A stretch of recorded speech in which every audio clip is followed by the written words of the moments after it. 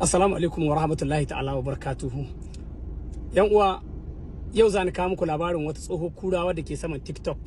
Amma kuma ina son ku sani, wannan labarin kada mutum ya ɗauki kaman in dai baka saman TikTok, in kai baka active a TikTok, to baka sanin labarin yanda yake, baka sanin inda sai ka yi shunka, sai ka jaye bakinka. Amma duk wanda ke saman TikTok ya san labarin inda yake, kuma ya san kura wace kura ce.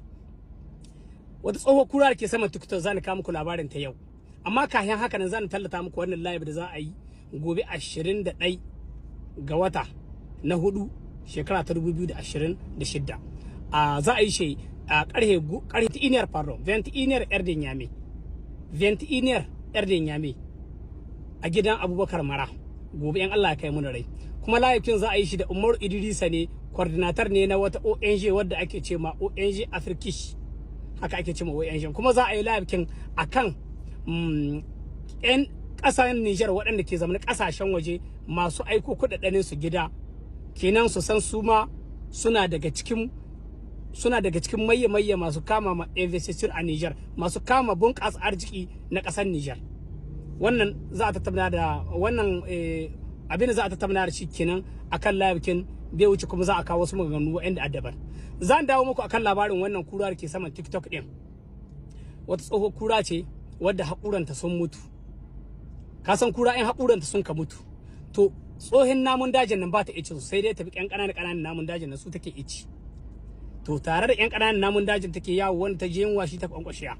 Haka take, hakan na tsoho kura take tahe.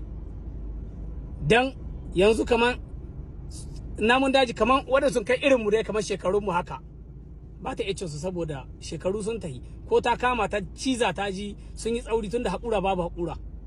Ka san tsoho kura in ta tsuha haka take, war kasan karuwa in ta yi karuwanci ta ƙare, ta tsuha ta rasa abin da za ta yi. Ka san wuri biyu na za ka biɗatta, daga wurin caca sai wurin yan bori. Haka nan ne, to ita ma tsoho kura inda ta tsuha ba ta iya ta yi nisa da ƴan ƙananan namun dajin nan, saboda su ne abincinta. Mayyan ba su ciwa gari, ko ta kama ta ciza ba ta iya cin su. Dan haka wannan kura tana nan saman TikTok, wanda ya santa ya samu na ita sunanta a comment.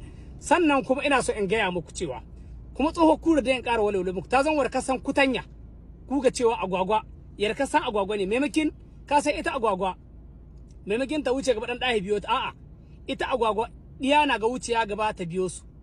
Haka kura take ta saman TikTok, wanda ya sani ya samu na sunanta a comment.